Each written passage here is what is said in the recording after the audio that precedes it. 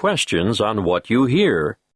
There will be time for you to read the instructions and questions, and you will have a chance to check your work.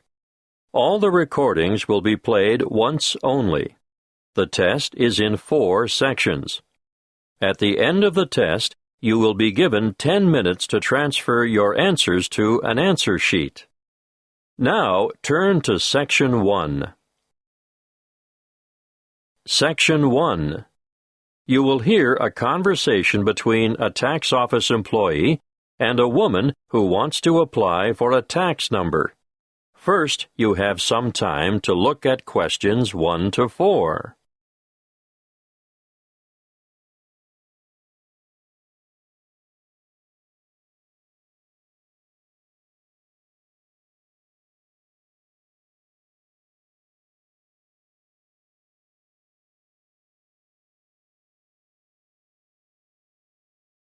You will see that there is an example that has been done for you.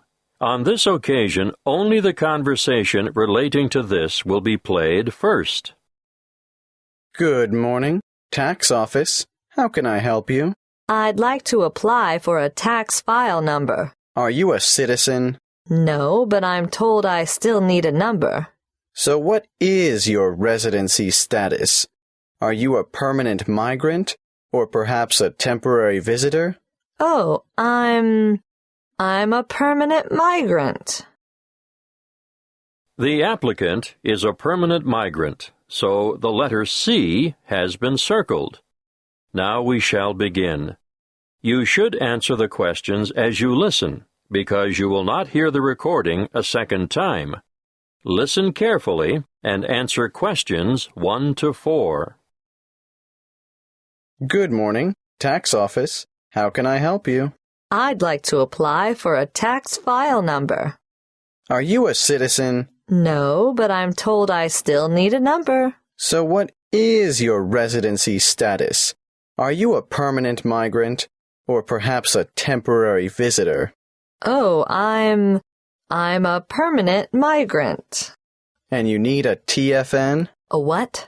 A TFN. It stands for tax file number. Yes, what is that exactly? It's a unique number we issue to individuals and organizations to help administer tax collection and other government systems. Why do I need one? In actual fact, you don't. What do you mean? It's not compulsory, you know. But I should get one? Well, it's a good idea. Otherwise, you'll have more tax withheld from your wages or salary. In fact, you won't be eligible to participate in the PAYE, that's pay-as-you-earn system, and you couldn't apply for income support or other benefits. You wouldn't have to pay the Medicare levy, but then you wouldn't be entitled to claim Medicare benefits either. I'd better have one then. Okay. So you're currently living in this country, right? Yes. What kind of visa do you have? A working visa? Well, I did have one because after my student visa expired, I went back home and worked for a year before applying for a job here. The job turned out to be permanent and full-time, and my employers wanted me to settle here. So now I have a permanent migrant visa. Now, once you have a file number, you never need to reapply. Even if your circumstances change, for example, if you get married or decide to take an English name, they'll even use the same one when you retire and apply for a government pension. I see. Have you ever had a TFN before? No. Right. Let's get on with the application process now. Before you hear the rest of the conversation, you have some time to look at questions 5 to 10.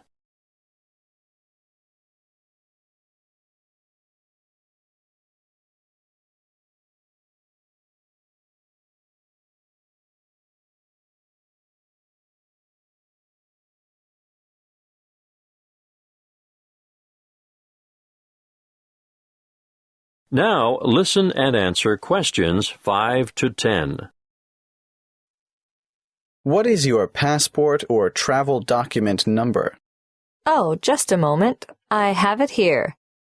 JGW 1100536. Where do you come from? I came from Greece. Is that your country of origin? Yes, I came from Greece. Are you Greek? Do you have a Greek passport? No, I was born in Spain. I have a Spanish passport, but I've been living in Greece. And where do you live now? Where will the department send your TFN? That's 1339 Harbor Drive, Hollywell. Postcode? 1517. Thank you. Now, what's the best way to get in touch with you? By phone, you can ring my landline number, 0955775076. I'm sorry, I haven't got a cell phone at the moment. I see. Can you give me the details of someone else we could contact if we can't get you during office hours? That would be my landlady. What's her name? Martha Pierce. Is that Pierce, P-I-E-R-C-E? No, it's P-E-A-R-C-E. And her number is? The same as the one I gave you. Yes, I've got that. Now, for some more personal details, what title do you use? Excuse me? Are you Mrs., Miss, or Ms.? I'm not married. Put me down as Miss. All right. What's your surname? Farina. What's your first name? Maria. Do you have a second or middle name? Well, two, actually. What are they? Rosa Anna. I'm guessing Farina is your maiden name, since you haven't been married. But are you known by any other names? Farina is my only surname, but people call me Mary. As a first name? Yes. When were you born, Mary? Can you give it to me in the following order? Day, month, and year? The 15th of November, 1983. You're obviously female, so that brings me to the last question, which I don't really need to ask. What's that? Your husband's name. I don't have one. I know, so I'll just write down N.A. for not applicable. Thank you.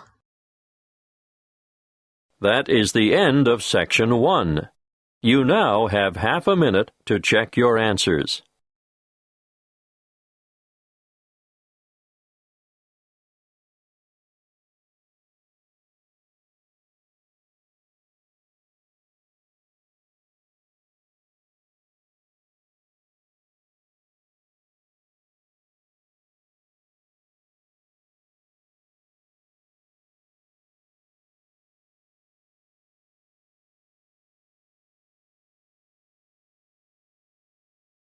Now turn to Section 2. Section 2. You will hear a talk about keeping children safe on the Internet. First, you have some time to look at questions 11 to 16.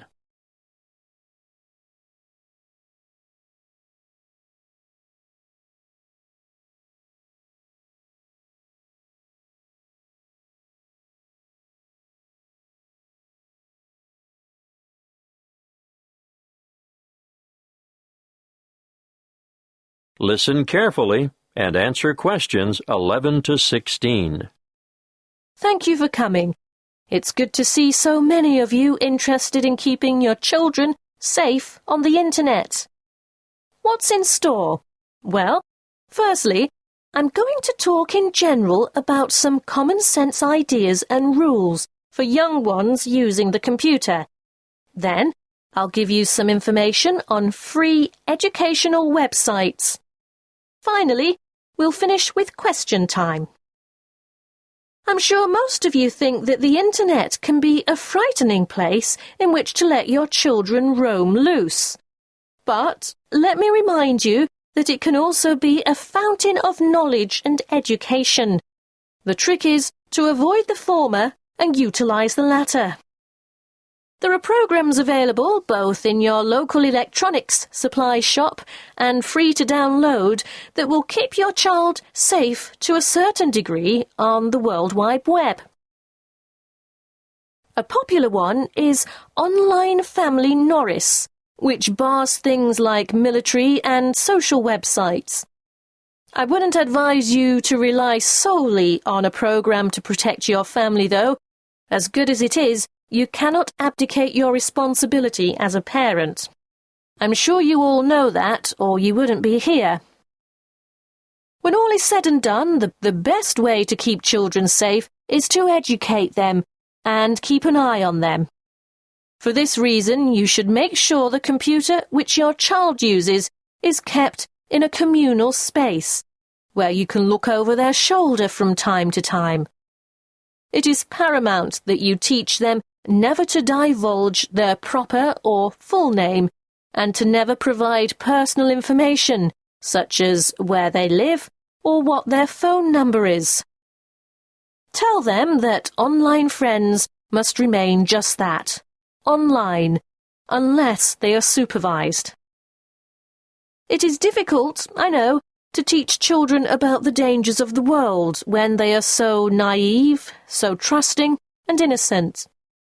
But without going into great detail, you must alert them to the possibility that the people they are chatting with may not be who they say they are. It's also sensible not to give them their own email address until they are old enough to use the internet safely. So, all communication from websites will go through you.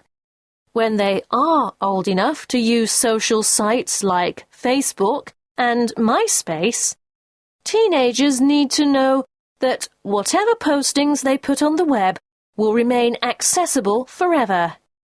Nothing is ever really deleted there. And embarrassing pictures or remarks may come back to haunt them one day. For instance, when they apply for a job, they could jeopardize their chances, as the employer or human resources staff will look on the web to find out more about their potential employee, and they may be shocked by what they find there. Not the sort of stuff an applicant would want on his or her CV. It can also make them more vulnerable to bullying.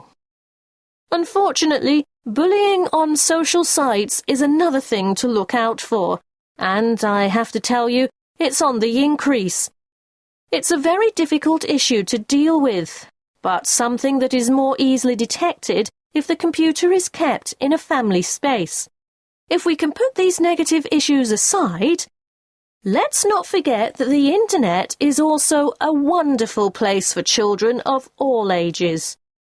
Teenagers may be mostly networking on social sites or completing research that they've been asked to do as part of their homework assignments, but younger children can get assistance with mathematics, spelling, and reading on a variety of free and paid-for sites. Before you hear the rest of the talk, you have some time to look at questions 17 to 20.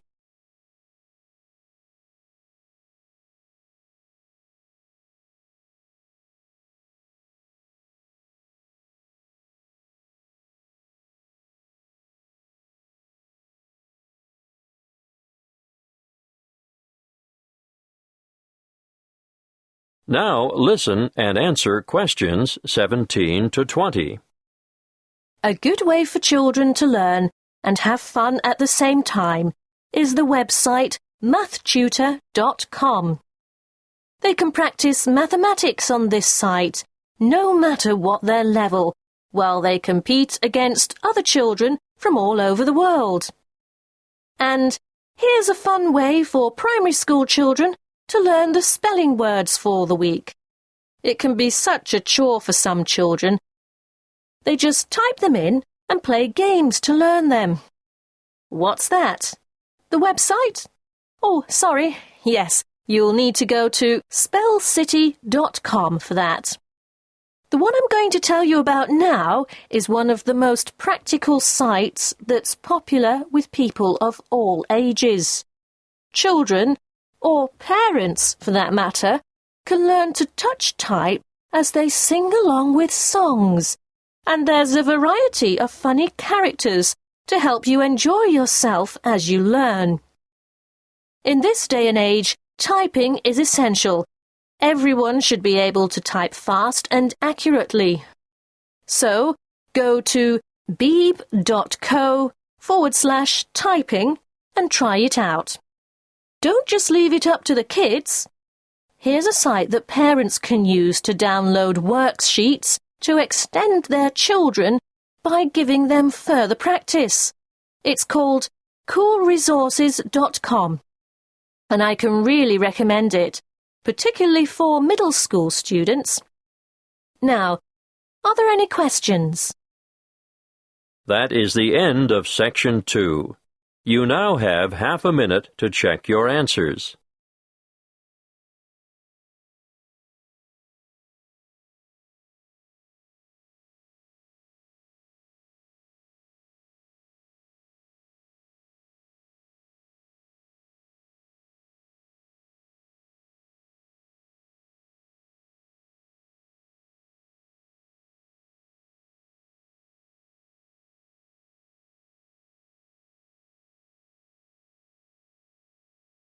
Now, turn to Section 3.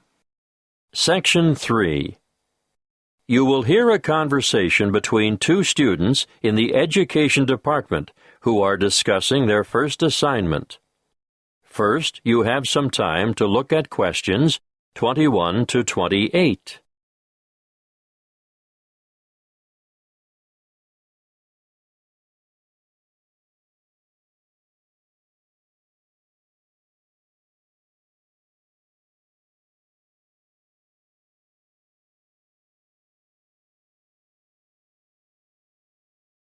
Listen carefully and answer questions 21 to 28. Hey, Ted, what are we going to do about this assignment? Well, Cleo, I think it's pretty straightforward. Oh? Yeah. The topic is why study abroad? I suggest we do a survey of international students, collate the responses, make a graph, and exhibit our findings in the form of a poster. Wow, you have given this some thought, haven't you? Of course. This is only the first assignment. There will be a lot more to come. So let's get this one out of the way quickly. Well, how do we do the survey? I think we need to find a good selection of foreign students.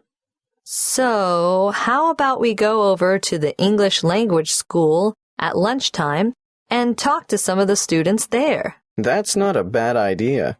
But we shouldn't limit ourselves to that department. Why not? Well, think about it. They'll all give the same reason, to learn English. Of course, you're right. Well, one of us could cover the language school, and the other could go around the business school. Yes, I know there are a lot of internationals there, too.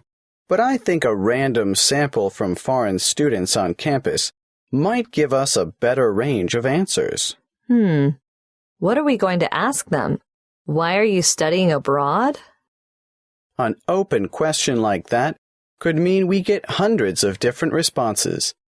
It would be better if we made up, say, 10 reasons and asked each respondent to place them in order of importance. You're right.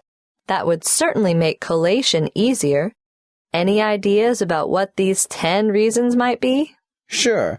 I've got enough foreign friends to know quite a lot about what motivates them. Okay. Number 1 is... I think that's obvious. How about study abroad is the best way to learn a language? And number 2 is obvious as well. I know. Study abroad gives you the chance to travel. What's third? It's either culture or friendship. Okay, let's go for culture. Study abroad gives you first-hand experience of a different culture. Not just that, but it gives you new experiences as well. Not all of them are good, but it's meeting those challenges and adapting to new situations and solving problems and so on. Let's make that a separate reason. How about study abroad, will compel you to develop new skills? Sounds good. Then study abroad promotes international friendship. What are we up to now? Wait, that was number 5. Do you think learning about yourself is the same as developing new skills? No, I think it's quite different, probably more closely related to culture. You really mean embracing new concepts and perceptions, don't you? Yes, and reconsidering one's own beliefs and values, or at least seeing them through new eyes. We could make the next one and call it something like, Study abroad provides the opportunity to learn about yourself. We ought to throw in a few about study and work, because I'm sure that rates highly with many foreign students. Of course. Study abroad gives you the opportunity to expand your academic, Academic what? Let's simplify it. Make it the opportunity to study different subjects. Yes, good. It can also enhance the value of your degree. How's that? Well, I think you can take courses you would never have had the opportunity to take on your home campus, and employers will know also that your language skills have been given quite a boost. Isn't that the same as number 7? No, I think it's a separate issue. All right, keep it. Now, I think this next one is more important. Shall I change the order? No need. The students are going to rank them according to their views. So what is it? Study abroad enhances employment opportunities. Ugh, why didn't I think of that? Anyway, there's one even more obvious than that. Let me guess. Study abroad broadens your mind? Exactly. Okay. Now we have 10. Let's print off 100 questionnaires and go and do the survey. Before you hear the rest of the conversation, you have some time to look at questions 29 to 30.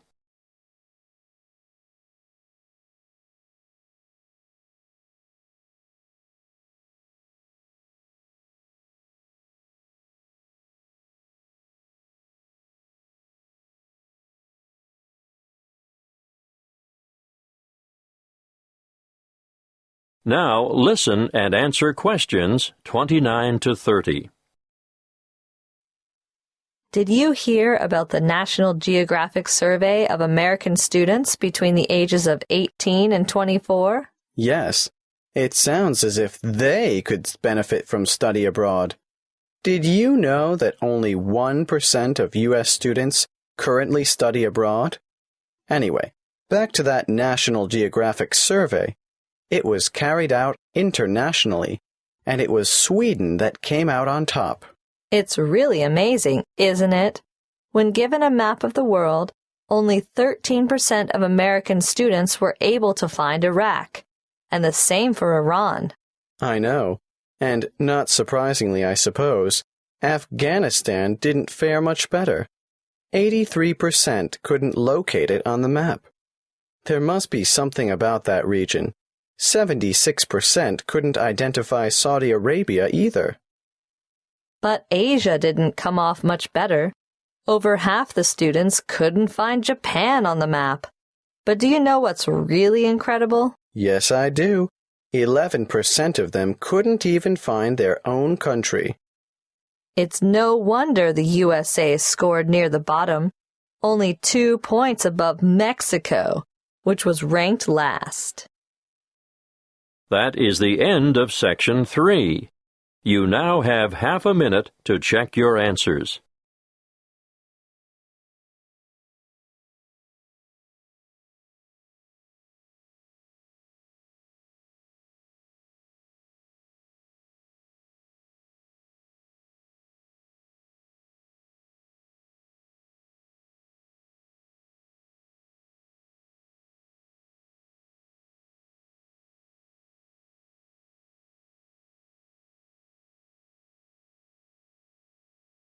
Now turn to Section 4.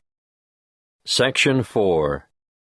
You will hear a talk given by a lecturer in the Art History department. First, you have some time to look at questions 31 to 40.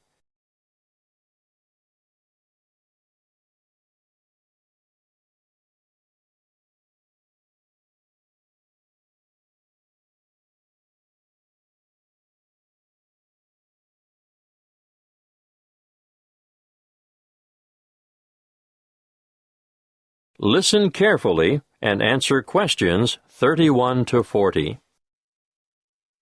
In this lecture today, I'm going to introduce you to an American painter, Charles Willson Peale. You may be familiar with his portraits, but did you know that he never even saw a painting till he was a grown man?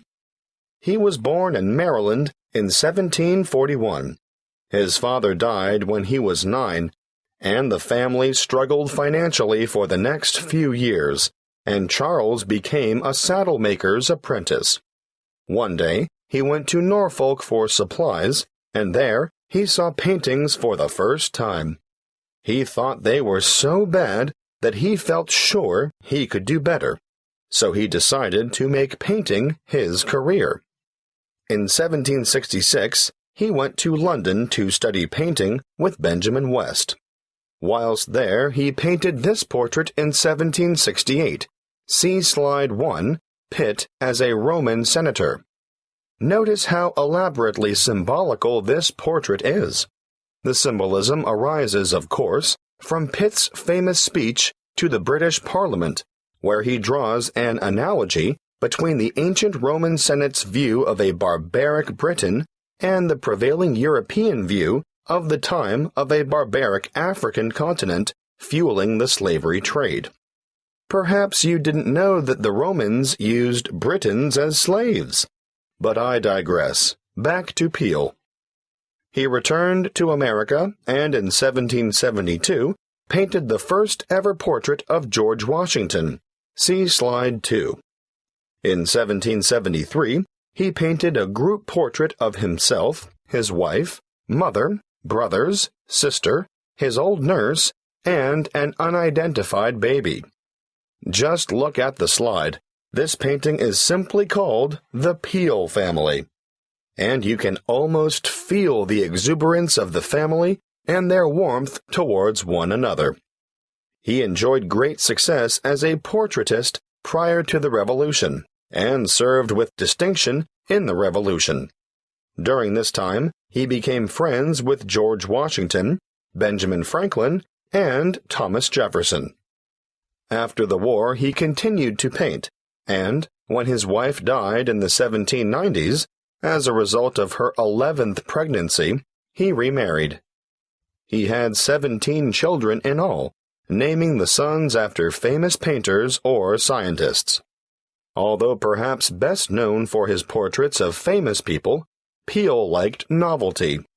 Look at this slide of his two sons, Raphael and Titian, life-size, climbing a narrow stairway. This painting, The Staircase Group, 1795, was exhibited in a doorway as a trompe-l'oeil.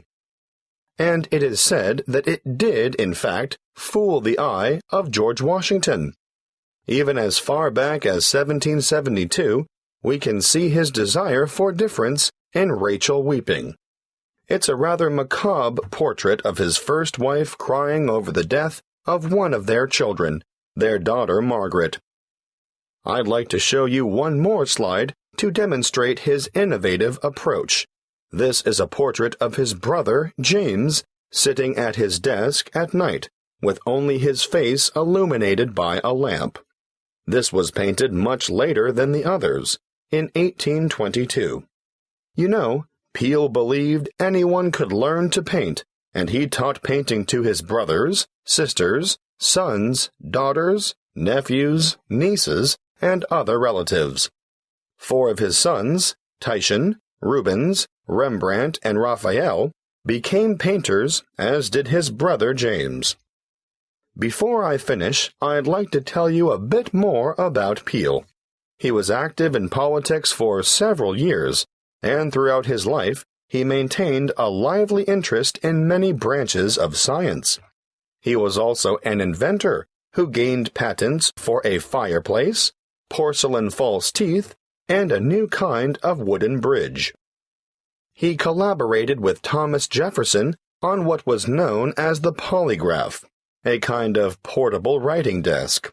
But it wasn't any ordinary desk. This one could make several copies of a manuscript at once. He also wrote papers on a wide variety of subjects, from hygiene to engineering. Oh, and he also tried his hand at inventing a fairly primitive but innovative motion picture technique, new types of eyeglasses, and a velocipede, which is a precursor to the bicycle. Now, some of the original velocipedes had pedals and some didn't. You sort of scooted along on them using your feet. Unfortunately, I can't remember which type it was that Peel worked on. He's also remembered for his work as a naturalist. He established the first scientific museum in America, and he even invented his own system of taxidermy. For those of you who aren't sure what taxidermy is, it's the art of preparing, stuffing, and presenting dead animals so that they appear lifelike. He was also well ahead of his time in that he placed his animals in a simulated natural environment. His most magnificent exhibit, however, was the complete skeleton of an extinct mammal known as a mastodon, which he helped excavate. The event was memorialized in his extraordinary painting, The Exhuming of the Mastodon.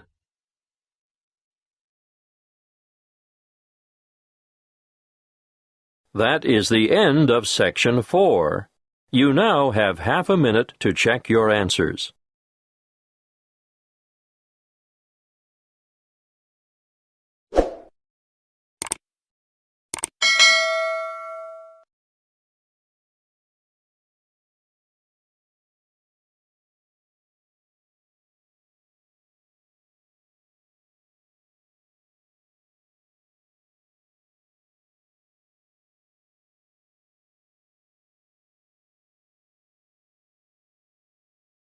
That is the end of the listening test.